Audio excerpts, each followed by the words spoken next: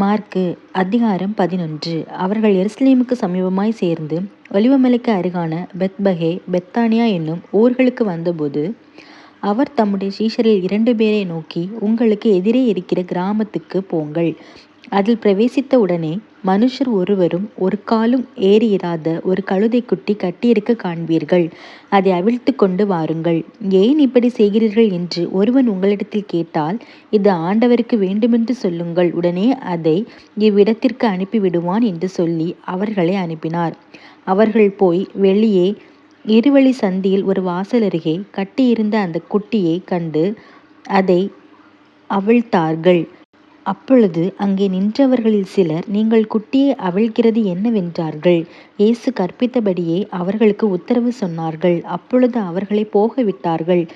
அவர்கள் அந்த குட்டியை இயேசுவினிடத்தில் கொண்டு வந்து அதின்மேல் தங்கள் வஸ்திரங்களை போட்டார்கள். அவர் அதின்மேல் ஏறி போனார்.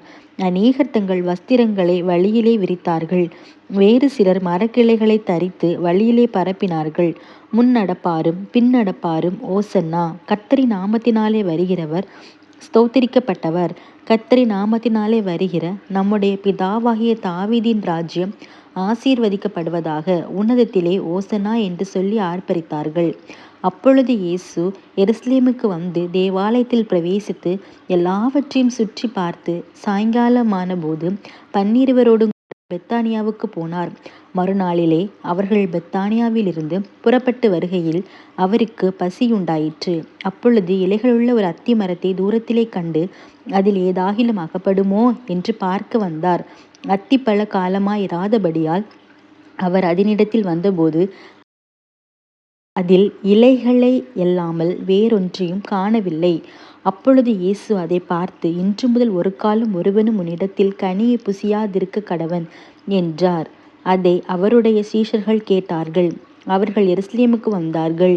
இயேசு தேவாலயத்தில் பிரவேசித்து ஆலயத்தில் விற்கிறவர்களையும் கொள்ளுகிறவர்களையும் துரத்திவிட்டு காசுக்காரருடைய பலைகளையும் புறா விற்கிறவர்களுடைய ஆசனங்களையும் கவிழ்த்து, ஒருவனும் தேவாலயத்தின் வழியாக யாதொரு பண்டத்தையும் கொண்டு போக விடாமல், என்னுடைய வீடு எல்லா ஜனங்களுக்கும் ஜெப வீடு எண்ணப்படும் என்று எழுதியிருக்கவில்லையா?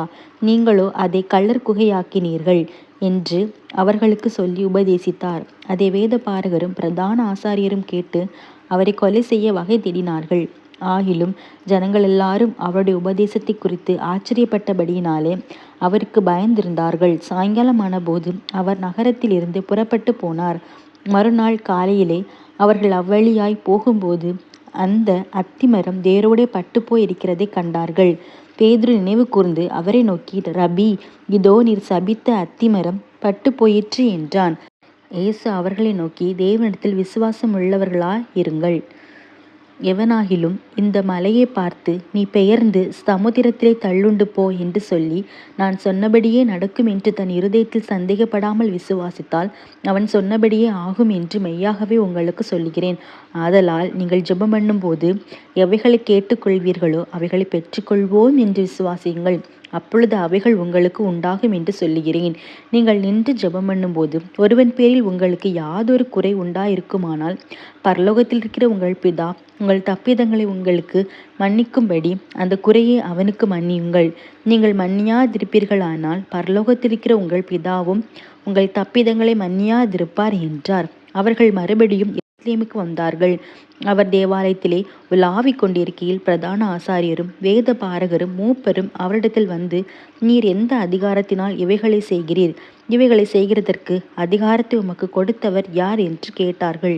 இயேசு பிரதியுத்தரமாக, நானும் உங்களிடத்தில் ஒரு காரியத்தை கேட்கிறேன், நீங்கள் எனக்கு உத்தரவு சொல்லுங்கள். அப்பொழுது நானும் இன்ன அதிகாரத்தினாலே இவைகளை செய்கிறேன் என்று உங்களுக்கு சொல்லுவேன். யோவான் கொடுத்த ஸ்நானம் தேவனால் உண்டாயிற்றோ மனுஷரால் உண்டாயிற்றோ எனக்கு உத்தரவு சொல்லுங்கள் என்றார்.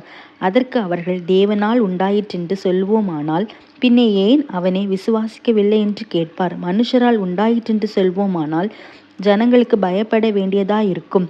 எல்லாரும் யோவானை மெய்யாய் தீர்க்கதரிசி என்று எண்ணுகிறார்களே என்று தங்களுக்குள்ளே ஆலோசனை பண்ணி இயேசுவுக்கு பிரதியுத்தரமாக, எங்களுக்கு தெரியாது என்றார்கள். அப்பொழுது இயேசு, நானும் என்ன அதிகாரத்தினாலே இவைகளை செய்கிறேன் என்று உங்களுக்கு சொல்லேன் என்றார்.